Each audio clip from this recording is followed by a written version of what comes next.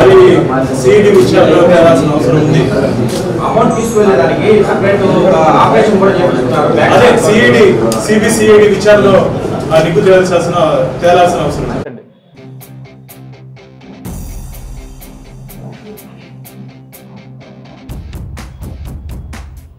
పక్కకొచ్చి brief చేస్తారండి.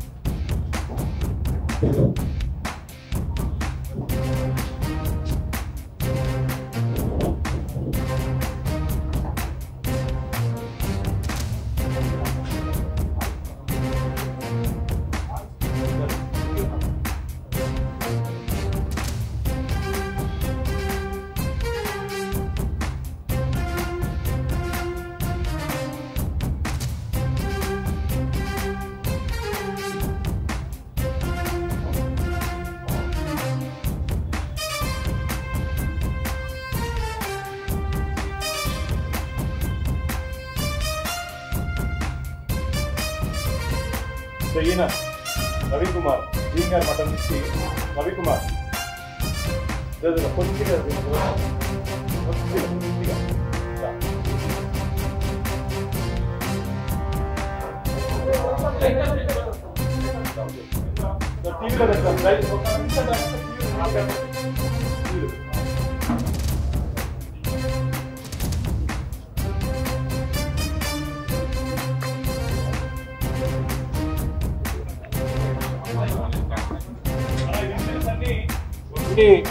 నమస్కారాలు.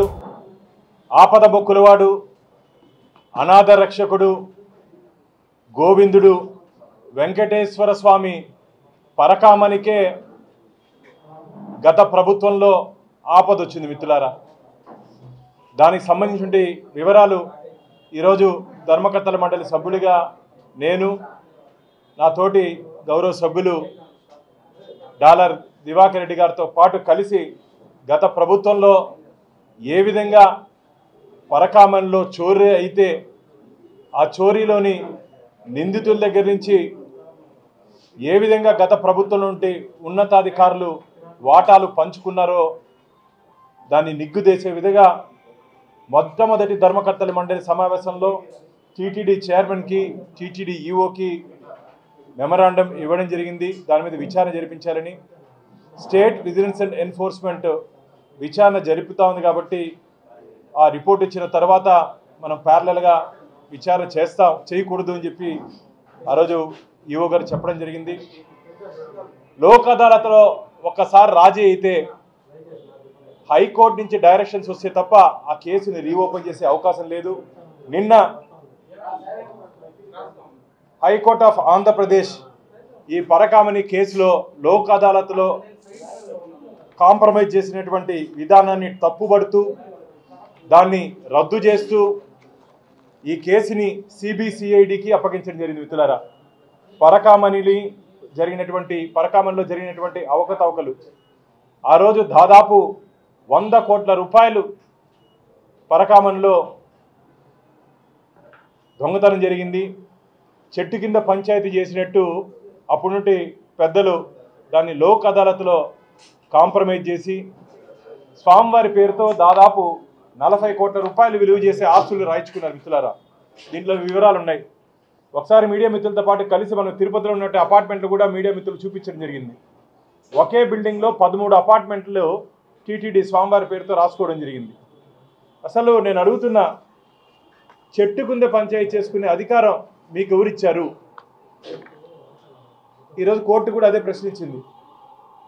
చెట్టు కింద పంచాయతీ వెంకటేశ్వర స్వామి ఆలయంలో చోరీ జరిగితే ఎవరిని తప్పించడానికి, ఎవరిని మెప్పించడానికి అప్పుడు నుండి అధికారులు రాజీకి వెళ్ళారు. దీంట్లో ముఖ్యమైన విషయం మనకేంటంటే టీటీడీ విజిలెన్స్ రిపోర్ట్ మిత్రులారా. అప్పుడు టీటీడీ విజిలెన్స్ నివేదికలు ఏమిచ్చారంటే, మాకు పోలీస్ శాఖ నుంచి తీవ్రమైన ఒత్తిడి వచ్చిన కారణంగా, ఇదేదో భానుప్రకాశో దివాకర్ చెప్పే మాటలు కాదు, టీటీడీ విజిలెన్స్ నివేదిక ఇది. మాకు పోలీస్ అధికారుల నుంచి వచ్చిన ఒత్తిడి కారణంగా మేము ఈ కేసుని లోక్ అదాలత్లో రాజీ చేసుకున్నాము. మాకు అర్థం కాలేదు పోలీస్ అధికారులు మా మీద ఎందుకు అంత ఒత్తిడి తెచ్చారని చెప్పి అప్పటి నుండి బీజీఓ గిరిధర్ గారి రిపోర్ట్ ఇది మిత్రులారా. గిరిధర్ గారి రిపోర్ట్ ఇది.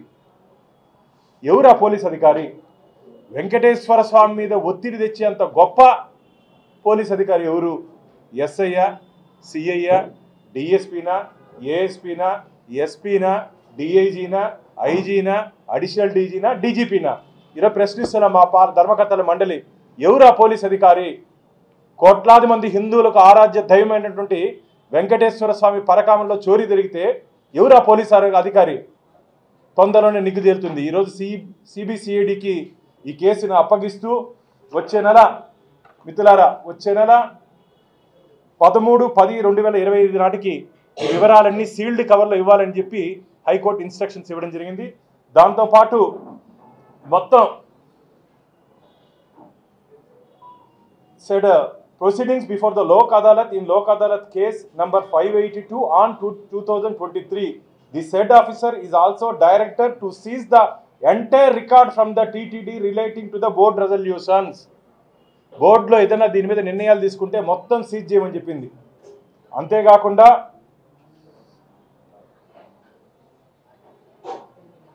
ఈ వివరాల్ని 13/10 లోపల కోర్టుకి హ్యాండ్ ఓవర్ చేయమని చెప్పి ఐజీకి అప్పగించడం జరిగింది. దీనికి సంబంధించి ఆ రోజు ఏం జరిగిందో పరకామంలో శ్రీవారి భక్తులకి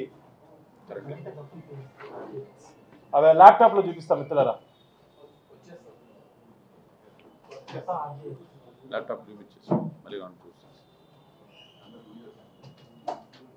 వీడియోలో ఆ రోజు ఏం జరిగిందో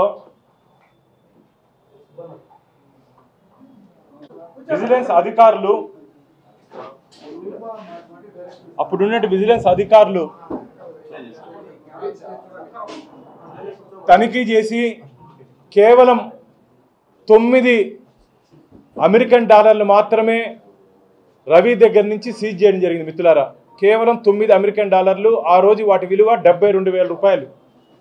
కానీ ఆ రోజు రవి దగ్గర నుంచి 112 నోట్లు దొరికాయి.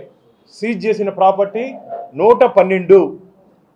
112లో 9 తీస్తే దాదాపు 102 నోట్లు ఏమైనాయి? ఎవరి ఖాతాలోకి వెళ్ళింది? ఎవరు తీసుకున్నారు? ఆ రోజు దాదాపు 10 లక్షల రూపాయలు ఆయన పరకామం నుంచి తీసేస్తే 9 నోట్లు మాత్రమే చూపించాల్సిన అవసరం ఏముంది? దీంట్లో కేవలం 9 నోట్ల సీజ్ చేసినట్టు చూపించినారు మిత్రులారా. కేవలం 9 నోట్లు. ఇప్పుడు మీకు ఆ విజువల్స్ నీట్గా కనపడుతుంది. రవి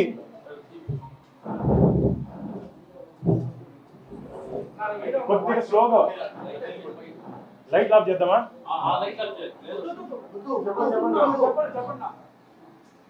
ఇక్కడ జాగ్రత్తగా గమనించినట్టయితే ఇంత కట్ట మిత్రులారా, 112 నోట్లు అంటే ఇంత కట్ట వస్తుంది.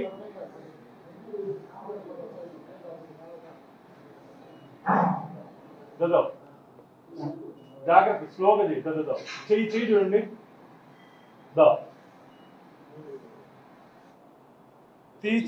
ఆ నోట కట్టలు తీసుకొని మళ్ళీ పెట్టు. నోట్ల కట్టలు తీసి కాళ్ళ మధ్యలో దాచుకున్నాడు. అలా కొద్దిగా వెనక్కి రా, అలా ఇంకొద్దిగా బ్యాక్. దాని అట్లా స్టార్ట్ చేసి కొద్దిగా పాస్ చేయొచ్చా?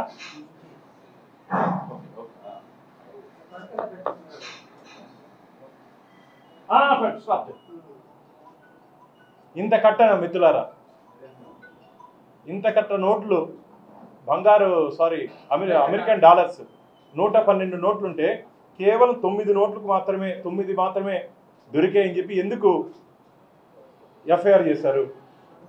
ఎవరిని తప్పించడానికి, ఎవరిని మెప్పించడానికి? అసలు లోక్ అదాలత్లో కాంప్రమైజ్ అయ్యే కేసే కాదు ఇది. లోక్ అదాలత్లో కాంప్రమైజ్ అయ్యే కేసే కాదు ఇది. వెంకటేశ్వర స్వామి ఖజానాన్ని కొల్లగొట్టినటువంటి దొంగని ఏ విధంగా మీరు కాపాడారు? ఇందులో ఆ రోజు అధికారంలో ఉన్నటువంటి వైసీపీ నాయకులకి కొందరికి దీంట్లో వాటాలు వెళ్ళాయని చెప్పి మాకు ఫిర్యాదులు ఉన్నాయి. ఆ రోజు ఇక్కడ పనిచేసే అధికారులు, ఉన్నతాధికారులు కూడా దీంట్లో వాటాలు వెళ్ళాయని చెప్పి మాకు ఫిర్యాదులు ఉన్నాయి. కాబట్టి దీని మీద నిగ్గు తేల్చాలని చెప్పి నేను రాష్ట్ర DGP director general of police వారికి ఒక మెమరాండం ఇవ్వడం జరిగింది. డీజీ ఇంటెలిజెన్స్ వారికి ఒక మెమరాండం ఇవ్వడం జరిగింది. మొన్న ముఖ్యమంత్రి గారు తిరుపతికి వచ్చినటువంటి సందర్భంలో వారికి చెప్పడం జరిగింది, అన్న ఒక్కసారి లోక్ అదాలత్లో కేసు కాంప్రమైజ్ అయిన తర్వాత దాన్ని రీఓపెన్ చేయాలంటే హైకోర్టు నుంచి ఉత్తర్వులు తీసుకోవాలని, స్వామివారి విషయంలో రాజీ పోవాల్సిన అవసరం లేదు, మీరు ఈ కేసుని గట్టిగా ముందుకు తీసుకోబోండి అని చెప్పి ముఖ్యమంత్రి గారు నాకు, మా చైర్మన్ గారికి, ఆ రోజు దివాకర్ కూడా మాతో పాటు ఉన్నారు, మాకు ముఖ్యమంత్రి గారు ఆదేశాలు ఇవ్వడం జరిగింది. నిన్న అందులో భాగంగా హైకోర్టు శ్రీనివాస్ హైకోర్టుకి వెళ్తే హైకోర్టు డైరెక్షన్స్ ఇవ్వడం జరిగింది. ఇది టీటీడీ చరిత్రలోనే భారీ కుంభకోణం, భారీ దొంగతనం. గతంలో శ్రీకృష్ణదేవరాయల టైంలో స్వామివారి ఆలయంలో ఆభరణాలు దొంగలింపబడ్డాయి. ఆ సమయంలో 12 మందికి క్యాపిటల్ పనిష్మెంట్, అంటే ఆ రోజు రాజులు వారికి ఉరిశిక్ష ఇచ్చారు. మిత్రులారా, స్వామివారి సొత్తును దొంగలిస్తే ఉరిశిక్ష పడింది, వారు క్యాపిటల్ పనిష్మెంట్ అంటారు. ఈరోజు దోచుకున్నాడు దర్జాగా బయట ఉన్నాడు, దోచుకున్న వాడి దగ్గర నుంచి చాలామంది దోచుకున్నారు. ఇదేమి న్యాయం అయ్యా? అసలు వెంకటేశ్వర స్వామి హుండీకి ఉన్నటువంటి పవిత్రత తెలుసా మీకు? కలియుగ ప్రత్యక్ష దైవం వెంకటేశ్వర స్వామికి నిలువు దోపిడిస్తారు. మిత్రులారా, ఇంట్లో ఏదన్నా ఇబ్బంది ఉంటే, వారు ఏదన్నా మొక్కుంటే ఆ సమయంలో మహిళలు ఒంటి మీద ఉన్నటువంటి నగల్లో మంగళసూత్రంతో పాటు నిలువు దోపిడి వెంకటేశ్వర స్వామి ఖజానాలోకి ఇస్తారు. అలాంటి పవిత్రమైనటువంటి హుండీ, ఆ హుండీల నుంచి వచ్చే కానుకల్ని పరకామణిలో కౌంట్ చేస్తారు. పరకామణి ఒక్కసారి హుండీలో పడినట్టు ప్రతి కానుక, ప్రతి రూపాయి, ప్రతి పైసా వెంకటేశ్వర స్వామి సొత్తు. వెంకటేశ్వర స్వామి సొత్తుని కొల్లగొట్టవాడిని ఏ విధంగా కాపాడతారయ్యా మీరు? మళ్ళా ఈ మధ్య ఒక అభినవ అన్నమయ్య వచ్చాడు, నేను గోవింద దాసుడినంట. గోవింద దాసుడు అయితే ఒక వీణ తీసుకొని అన్నమయ్య మార్గ మొత్తం ప్రచారం చేయి స్వామివారిని, మంచిది, పుణ్యం వస్తుంది. అంతేగాని అసత్య అబద్ధపు ప్రచారాలు చెప్తూ గోశాల నుంచి గోవిందుడి వరకు భూమన కరుణాకర్ రెడ్డి గారు టీటీడీ మీద పడుతున్నాడు. ఆ రోజు ఈ సంఘటన జరిగినప్పుడు ఎవరు తెలుసా? టీటీడీ చైర్మను అభినవ మన గోవిందదాస్ గారు, కరుణాకర్ రెడ్డి గారు టీటీడీ చైర్మన్. హిందూ ధర్మంపై దాడి, హిందూ ధర్మాన్ని ఈ కూటమి ప్రభుత్వం నాశనం చేస్తూ ఉంది. చంద్రబాబు నాయుడు గారు, పవనస్వామి, బిఆర్ నాయుడు గారు, ధర్మకర్తల మండలి ఏం చేస్తోంది? నిద్రపోతుందా? రాజీనామా చేయండి అన్నారే, మీరేం చేశారయ్యా? ఆ రోజు మీరేం చేశారని నేను అడుగుతున్నా. ఎవరిని తప్పించడానికి, ఎవరిని మెప్పించడానికి? తాడేపల్లి ప్యాలెస్కి కూడా దీంట్లో నుంచి వాటాలు వెళ్ళాయని చెప్పి భక్తులు ఫిర్యాదు చేస్తున్నారు. తాడేపల్లి ప్యాలెస్కి కూడా వెంకటేశ్వర స్వామిని పంచభూతాల్లో కొల్లగొట్టినట్టు గత ప్రభుత్వం స్వామివారి సొత్తును కూడా కొల్లగొట్టారు. మిత్రులారా, ఈరోజు కరుణాకర్ రెడ్డి గారు మాట్లాడుతున్నారే అక్కడ విగ్రహం గురించి. నీ హయాంలో సాక్షాత్తు మూల విరాట్ దగ్గర ముందున్నటువంటి శ్రీరామచంద్రమూర్తి చేతి వేలు తెగిపోతే 3.5 సంవత్సరం దాదాపు దాన్ని సంప్రోక్షణ చేయకుండా దానికి బంగారు తొడిగి దాన్ని తిరిగి పూజలకు పెట్టాలి. అలాంటి మూల విరాట్ దగ్గర ఉండే విగ్రహానికే మీరు పూజలు దాన్ని సంప్రోక్షణ చేయలేదే, మీరా ఈరోజు ధర్మం గురించి మాట్లాడేది? కాబట్టి దీంట్లో చెకింగ్ తర్వాత ఆయన చెక్ కూడా చేశారు విజిలెన్స్ అధికారులు.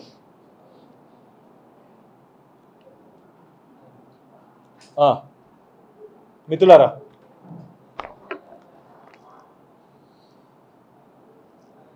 రవికుమార్ని అక్కడ ఉన్నటువంటి అనుమానం వస్తే తనిఖీ చేస్తారు. మిత్రులారా,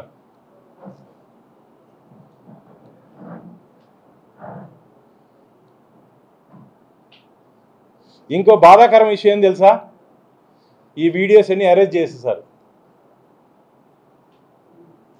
సాక్ష్యాధారాలు లేకుండా ఈ వీడియోస్ అన్ని అరెస్ట్ చేసేసారు. ఎడిట్ కాదు, ఎరేజ్. దానికి సంబంధించి డాక్యుమెంట్ కూడా మా మిత్రుడు దివాకర్, దాంట్లో ఏం జరిగిందో దివాకర్ ఎక్స్ప్లెయిన్ చేస్తాడు. Part number 2. ఇంత దుర్మార్గపు ఇంత దుర్మార్గపు అధికారులు కానీ ధర్మకర్తల మండలిని కానీ టీటీడీ చరిత్రలో చూడలేదు. స్వామివారి సొత్తుకి కాపలాదారులండి మేము. స్వామివారి సొత్తుకి స్వామివారికి కాపలాదారులు. ధర్మకర్తల మండలి అధ్యక్షులు సభ్యులు అది హోదా కాదు, బాధ్యత. గరుత్మంతుడు ఎక్కడ స్వామివారికి వాహనమో మేము స్వామివారి దగ్గర కాపలా కుక్కలుగా మేము భావిస్తున్నాం. అక్కడ ఏమి జరిగినా, స్వామివారికి అపచారం జరిగినా, ఏం జరిగినా సరే స్వామివారి పట్ల విశ్వాసంగా ఉండాలి మేము. అప్పుడు ఏం చేస్తారయ్యా మీరు? ఎందుకు తప్పించారు? ఆయన దగ్గర నుంచి దాదాపు 100 కోట్ల రూపాయలు, 40 కోట్ల స్వామికి వస్తే 100 కోట్ల రూపాయలు అప్పుడుంటే అధికారులు చేతులు మారింది. ఎవరెవరికి మారింది, ఎంతెంత మారింది, ఎప్పుడు మార్చుకున్నారు, ఎక్కడ మార్చుకున్నారు, పూర్తి వివరాలు రాబో రోజుల్లో వస్తాయి. తిరుపతిలో ఆస్తితో కాకుండా చెన్నైలో ఆస్తిని, రవికుమార్ సంబంధించిన ఆస్తిని టీటీడీ ఇన్ఫర్మేషన్ సెంటర్లో రాజీ చేసుకున్న వ్యక్తులు ఎవరు? టీటీడీ ఇన్ఫర్మేషన్ సెంటర్లో కూర్చొని చెన్నైలో ఉండే ఆస్తుల్ని బదలాయించుకున్న అధికారులు ఎవరు? ఆ రోజు అక్కడ ఎవరెవరు ఉన్నారు, ఎవరెవరు పంచుకున్నారు? నాకు ఇది కావాలి, నాకు ఇది కావాలి, ఇది రేట్ ఎక్కువ, ఇది నాకు రాసి, ఇది రేటు తక్కువ నువ్వు తీసుకో అని రాజీ పోయిన అధికారులు ఎవరు? రాజీ చేసినట్టు పెద్ద మనుషులు ఎవరు? అన్నీ వస్తుంది బయట. ఇది మేము పూర్తి ఆధారాలతో మాట్లాడుతున్నాము మిత్రులారా, పూర్తి ఆధారాలతో మాట్లాడుతున్నాం. ఇవన్నీ సిఈడి అధికారులకి ఎవరెవరు ఎక్కడెక్కడ ఏమేం చేస్తారో మేము ఇస్తాం. పార్ట్ 2 మా మిత్రులు, మా గౌరవ సభ్యులు ఏం జరిగింది పార్ట్ 2లో వారు వివరిస్తారు. స్వామివారి పేరుతో దాదాపు 40 కోట్ల రూపాయలు స్వామివారి పేరుతో ట్రాన్స్ఫర్ అయిన అఫీషియల్గా. దీంట్లో ఆ రోజు మీడియా మిత్రులు కూడా తిరుపతిలో నేను తీసుకుని వెళ్ళి చూపించడం జరిగింది. మీడియా మిత్రులు కూడా తీసుకుని వెళ్ళి చూపించడం జరిగింది. ఇవి అపార్ట్మెంట్స్. ఇప్పుడు దాని టీటీడీ అధికారులకి విడిది కోసం టీటీడీ వినియోగించుకుంటా ఉంది. ఈ ఇంత దారుణమైన విషయం ఎఫ్ఐఆర్లో కూడా చాలా ల్యాబ్స్ ఉన్నాయి మిత్రులారా. మన టెంపుల్ పరిధి 1 టౌన్కి వస్తే దానికి అప్పుడున్నట్టు సిఐ కాకుండా వేరే వాళ్ళ దగ్గర కేసు రిజిస్టర్ చేయాల్సిన అవసరం ఏముంది? అసలు లోక్ అదాలత్కు పోయే కేసే కాదు. మీకు ఏదైనా టీటీడీలో ల్యాబ్స్ ఉంటే సిస్టమ్ ఒకటి ఉంది, లా డిపార్ట్మెంట్కి రెఫర్ చేయాలి. ఇప్పుడు కోర్టు అడిగింది కూడా అదే, బోర్డులో ఏమైనా నిర్ణయం తీసుకున్నారని లా డిపార్ట్మెంట్కి రెఫర్ చేస్తే లా డిపార్ట్మెంట్ నుంచి వచ్చినటువంటి సజెషన్స్ని బోర్డులో చర్చించి త్రూ బోర్డు ఎగ్జిక్యూటివ్ ఆఫీసర్ పోయి ఎగ్జిక్యూటివ్ ఆఫీసర్ నిర్ణయం తీసుకోవాలి. కానీ ఈ దొంగతనానికి నిర్ణయం తీసుకునే అధికారం బోర్డుకి లేదు అంటున్నా. స్వామివారి ఖజానాలో దొంగతనం జరిగితే నిర్ణయం తీసుకునే అధికారం బోర్డుకి లేదు, ముఖ్యమంత్రి గారికి కూడా లేదు. దానికి నిర్ణయం తీసుకునే అధికారం వెంకటేశ్వర స్వామికి మాత్రమే ఉంటుంది. మళ్ళీ ఏం జరిగిందో మా మిత్రుడు చెప్తాడు ఇప్పుడు. And also found the valuable articles in the missing bags of the pilgrims. After the recovery, the amount which was not given to the devotees that was received money is used illegally for the needs of the office. మిత్రులారా, ఈ line అర్థమైంది. దొంగల దగ్గర నుంచి, pick పాకెటర్లు, offenders అంటే దొంగలు మిత్రులారా, వాళ్ళ దగ్గర నుంచి రికవర్ చేసినటువంటి సొత్తును కూడా అప్పుడున్నటువంటి విజిలెన్స్ అధికారులు దొంగల దగ్గర గజ దొంగ అంటారు. దొంగల దగ్గర తీసుకున్నటువంటి వాళ్ళని గజ దొంగల్ని ఆ రోజు ఏం చేస్తారు కరుణాకర్ రెడ్డి గారు? మీరు ఇవన్నీ మీ టైంలోనే జరిగింది. న్యాయము, ధర్మము, దేవుడు, దైవము, హిందూ ధర్మపై దాడి అన్నారు కదా, ఏం చేశారు కరుణాకర్ రెడ్డి గారు?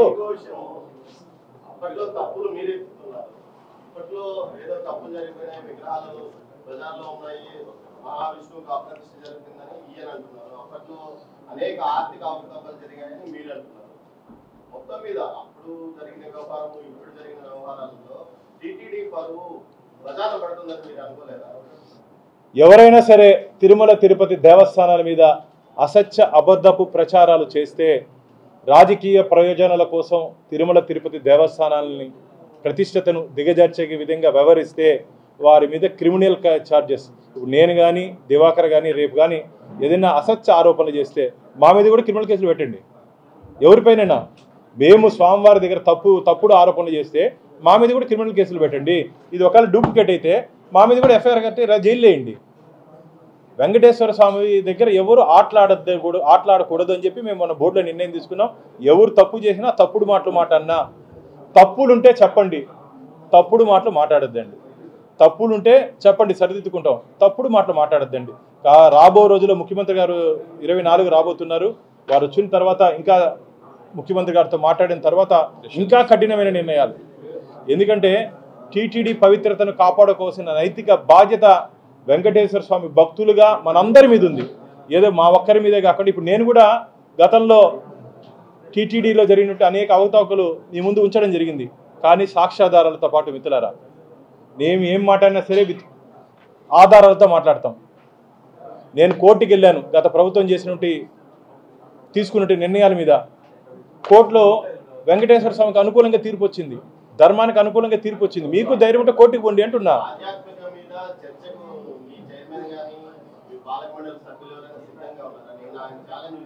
నేను రెడీగా ఉన్నా. టైము, సమయము, తేదీ, వేదిక చెప్పండి. రెడీగా ఉన్నా. ఏం జరిగింది 5 సంవత్సరాలు ఏం చెప్తా, ఈ సంవత్సరం మేము ఏం చేసామో మేము చెప్తా, వాళ్ళు ఎక్కడెక్కడ తప్పు చేశారో మేము చెప్తా, మేము ఎక్కడ తప్పు చేయలేదని నిరూపించేదానికి మేము సిద్ధంగా ఉన్నాం. మేమైతే సిద్ధంగా ఉన్నాం. చైర్మన్ గారి వరకు అవసరంలా 20 సంవత్సరాలు ఇక్కడ ధర్మకర్తల మండలి సభ్యుడు కాకపోయినప్పటికీ 2 సార్లు స్వామి అవకాశం ఇచ్చాడు. టీటీడీలో కొద్దిగా అవగాహన ఉంది కాబట్టి నేను సరిపోతాను వాళ్ళకి. చైర్మన్ వాళ్ళని అవసరం లేదని నేను అనుకుంటున్నాను.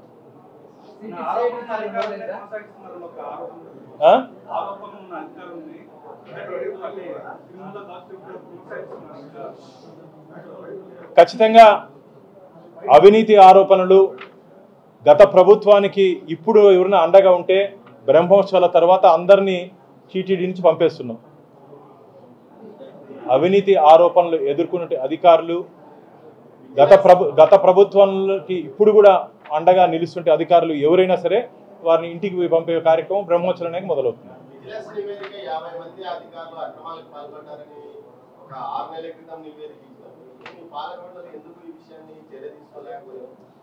మిత్రులారా, స్టేట్ విజిలెన్స్ అండ్ ఎన్ఫోర్స్మెంట్ ఒక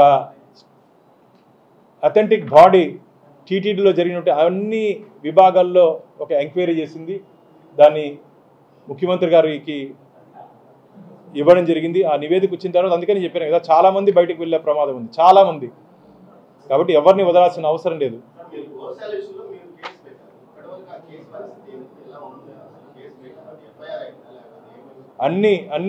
అన్నీ ఒక్కొక్కటి దశల వారీగా వస్తుంది. మళ్ళీ చెప్తున్నా, మేమైతే కక్ష సాధింపు ధోరణితో పనిచేయట్లేదు. మేమైతే ఎవరి మీద వ్యక్తిగత కక్షతో పనిచేయట్లేదు.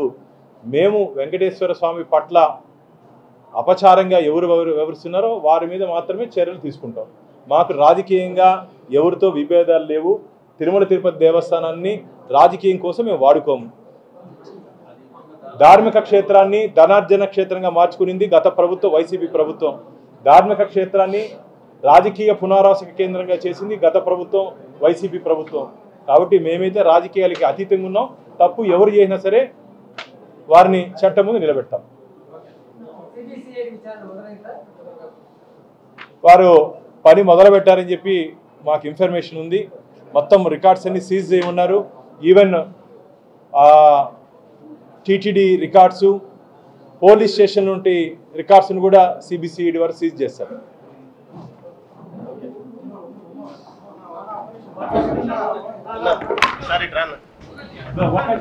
మీడియా మిత్రులందరూ నమస్కారాలు. ఈరోజు మీ కళ్ళ ముందే చూస్తున్నారు ఎంత అన్యాయం జరుగుతుందనేసి అని.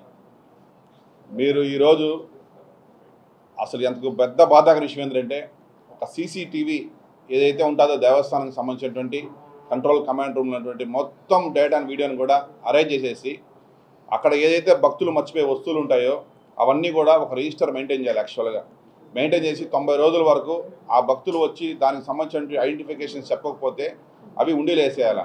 అవి కూడా ఉండీలు వేయకుండా అవి కూడా పంచుకునేసి, ఆ పంచుకునేసేటప్పుడు కూడా అప్పుడున్నటువంటి అధికారులు, అప్పుడున్నటువంటి మాజీ చైర్మన్ భూమన్ కరుణాకర్ గారు, మాజీ ఈఓ ధర్మారెడ్డి గారు, వీళ్ళందరూ ఒక గ్రూప్ అయ్యేసి ఈ వీడియోస్ అంతా అరేంజ్ చేసి భక్తులు ఏవైతే మర్చిపోతున్న కానుకలు అవన్నిటిని కూడా పంచుకునేసేయడం జరిగింది.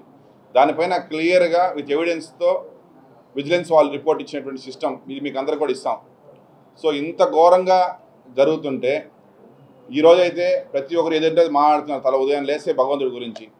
నేను ఎప్పుడు చెప్తా ఉంటాను, భగవంతుడి గురించి మాట్లాడేటప్పుడు ఆలోచించి మాట్లాడాలా, ఏదంటే అది మాట్లాడవుందనేసి అని. మరి ఇవన్నీ ఈరోజు మీరు మాట్లాడేటువంటి నిదర్శనమే ఈరోజు ఈ రిపోర్ట్స్, ఈ వీడియోస్ అన్ని బయట వస్తున్నాయి. ఇంత పెద్ద క్రైమ్ జరిగితే దాన్ని బయట ఆనికుండా, ప్రజలకు చూపించుకుంటా, బోర్డుకి తీసుకొని పోకుండా అనఫిషియల్గా బయట సెటిల్మెంట్ చేశారంటే అప్పుడున్నటువంటి వైఎస్ జగన్మోహన్ రెడ్డి దీంట్లో ఎంత బిగ్ రోల్ ప్లే చేసి ఉంటాడు అనేది ప్రతి ఒక్కరికి అర్థమైంటుంది ఇప్పటికే. సో కాబట్టి ఎప్పుడు కూడా సరే భగవంతుడు డబ్బు తింటే దానికి 100 రెట్లు భగవంతుడు తిరిగి కట్టించుకుంటాడు. అదే వెంకటేశ్వర స్వామి ఉన్నటువంటి పవర్. సో కాబట్టి దయచేసి ఇంకనైనా ఇట్లాంటి కార్యక్రమాలు ఏమన్నా గతం చేసినవన్నీ కూడా మీ అంతటా మీరు వచ్చి సరెండర్ అయ్యి మేము అప్పుడు తప్పు చేసినాం అనేసి ఒప్పుకుంటే భగవంతుడు కనీసం రాబోయే రోజుల్లో మిమ్మల్ని క్షమించి వదిలేస్తానని కూడా నేను ఈ మీడియా మొత్తంలో చెప్తున్నాను. థ్యాంక్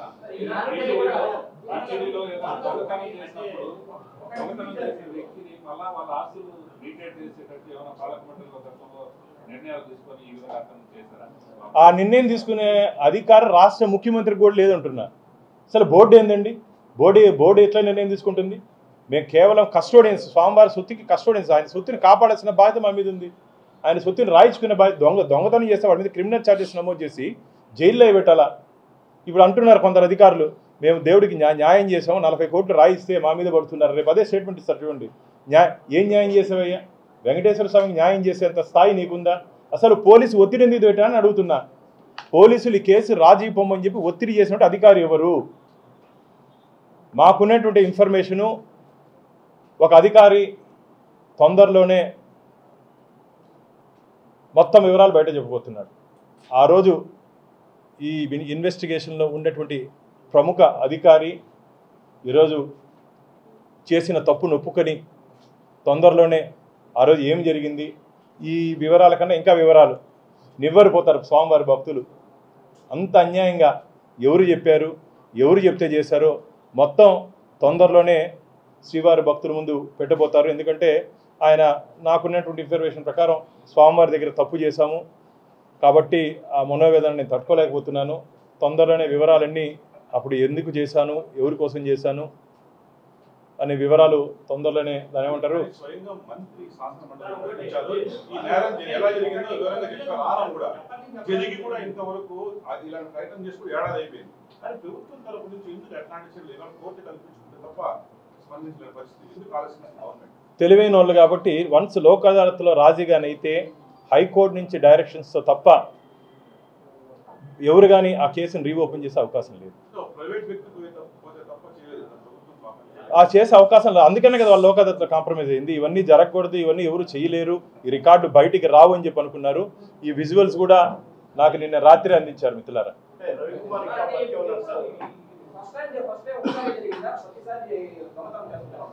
కొన్ని సంవత్సరాలుగా ఆయన దొంగతనం చేస్తున్నాడు. నాకున్నటువంటి ఇన్ఫర్మేషను రోజుకి మినిమం 10 నుంచి 12 లక్షల రూపాయలు స్వామివారి పరకామణి నుంచి తీసుకొని వస్తున్నాడు. అదే కదా ఇంటి దొంగల్ని ఈశ్వరుడైనా పట్టలేరంటారు కదా. ఇప్పుడు ఎవరెవరు ఇంటి దొంగలు, స్వామివారి దగ్గర ఎవరెవరు దొంగలు ఉన్నారో పూర్తిగా బయట వస్తాయి. అందుకనే చెప్పాను కదా ఒక అధికార అప్రూవల్గా మారబోతున్నాడు.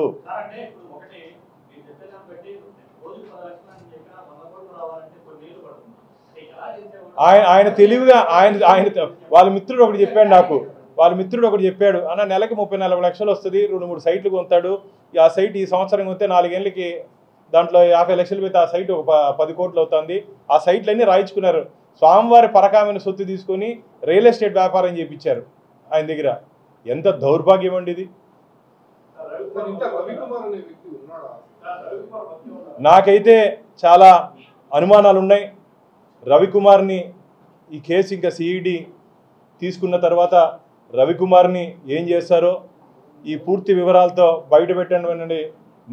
మమ్మల్ని ఏం చేస్తారో స్వామికే తెలుసు. కానీ స్వామివారే మాకు రక్షణగా ఉంటాడని చెప్పి మేము భావిస్తున్నాం. ఎందుకంటే ఇలాంటి విషయాలు బయట వస్తే చాలా సెన్సేషనల్ విషయాలు, చాలా చాలా పెద్దవాళ్ళు మిత్రులారా, మీరు ఊహించలేరు ఆ పేర్లు. అలాంటి పేర్లు బయట వస్తాయి ఇప్పుడు ఎంక్వైరీలో. ఖచ్చితంగా ఒకసారి ముఖ్యమంత్రి గారు వచ్చిన తర్వాత మాట్లాడతాము. వారికి భద్రత కల్పించాల్సిన అవసరం కూడా ఉంది. ఎందుకంటే గత 5 సంవత్సరాలుగా రాక్షస రాజ్యం ఏరింది. గుండు పోటుని గొడ్డలు పోటుగా చేసినట్టు మహానుభావులు ఏమన్నా చేస్తారు. సారీ గొడ్డలపోటుని గుండిపోటుకి చేసిన వారు. వివరాలన్నీ తొందరలో వస్తాయి, తొందరలోనే అన్నీ బయట పెడతాము. ఎందుకంటే ఎవరు ఎక్కడ పారిపోయినా స్వామివారు పట్టుకొని వస్తారు. 7 సముద్రాలు దాటినా సరే మళ్ళా పట్టుకొని స్వామివారి పాదాల దగ్గర పెట్టుకుంటాడు. అది వెంకటేశ్వర స్వామి పవరు. వెంకటేశ్వర స్వామిని ఎవరు ఫస్ట్ బోర్డ్ మీటింగ్లోనే దీని మీద నేను ఫస్ట్ బోర్డ్ మీటింగ్ డేటెడ్ మిత్రులారా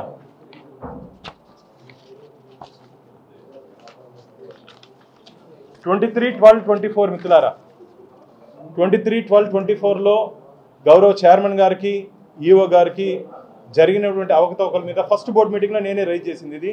ఇది రైజ్ చేసిన తర్వాత డీజీపీకి ఇంటెలిజెన్స్ డీజీకి మొన్న నూతనంగా వచ్చినట్టు ఈఓ గారి దృష్టికి కూడా మేము తీసుకుని వెళ్ళడం జరిగింది. కాబట్టి తప్పు చేసిన వాడు ఎవరు తప్పించుకునే అవకాశమే లేదు. ఆలస్యం అవుతుందే తప్ప తప్పించుకునే అవకాశం లేదు. ఇప్పుడు 1, 2 చెప్పారు, పార్ట్ 3 కూడా ఉంది తొందరలో. పార్ట్ 3 కూడా ఉంది దీంట్లో. ఎందుకంటే పరకామణి నుంచి తులాభారం వరకు వచ్చారు మిత్రులారా. ఆ తులాభారం విషయాలు కూడా ఒక వారం 10 రోజుల లోపల బ్రహ్మోత్సవాలు అయిన వెంటనే దాంట్లో కూడా అధికార పార్టీ వాళ్ళే, అప్పుడు ఉన్నట్టు అధికార పార్టీ వాళ్ళే వెంకటేశ్వర స్వామి సొత్తును వాటాలు వేసుకొని పంచుకున్నారు. అది ఎవరెవరు పంచుకున్నారు పూర్తి వివరాలు మీకు అందుతాయి. ఇది చాలా బాధాకరమైన విషయం. కోర్టు చాలా సీరియస్గా తీసుకుని దీన్ని రాజీ చేసినటువంటి వ్యక్తి రాజీ ఎందుకు చేయించుకున్నాడో 13వ తేదీ అంటే ఈరోజు నాకు తెలిసి 19, ఇంకో 20 రోజుల లోపల సీల్డ్ కవర్లో పూర్తి వివరాలు రాష్ట్ర ప్రభుత్వ కోర్టుకు అందుతుంది. అందిన తర్వాత చాలా మంది జైలుకి పోతారు.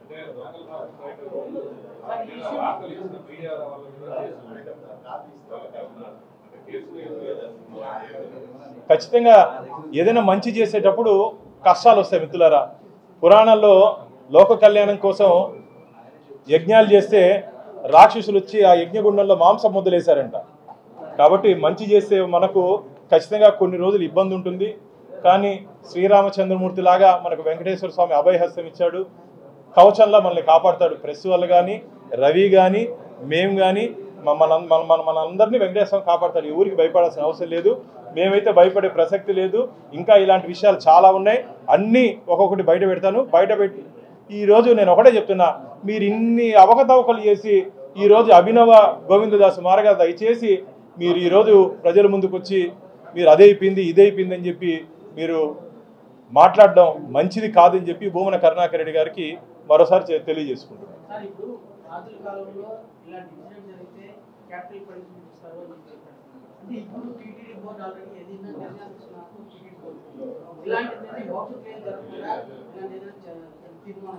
ఓన్లీ ఇలాంటి నిర్ణయాలు తీసుకునే హక్కు న్యాయస్థానాలకు మాత్రమే ఉంది.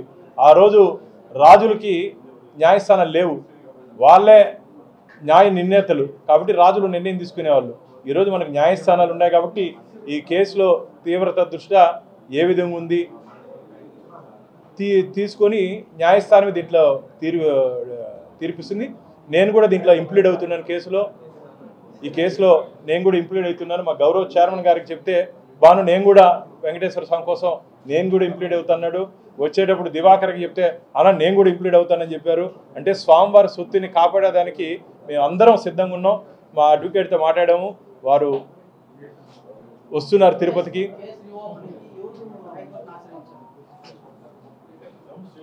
ఎం శ్రీనివాసులు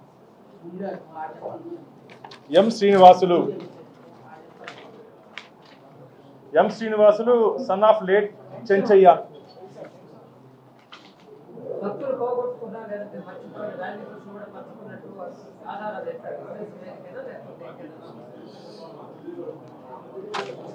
మీరు ఒక్కొక్కటి కానీ వింటే ఆశ్చర్యపోతారు. అసలు ఇది టీటీడీ అయినా మీకు డౌట్ వస్తుంది.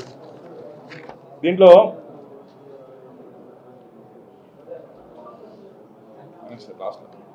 in command control he stated that they have caught so many offenders and pickpocketers and recovered the amount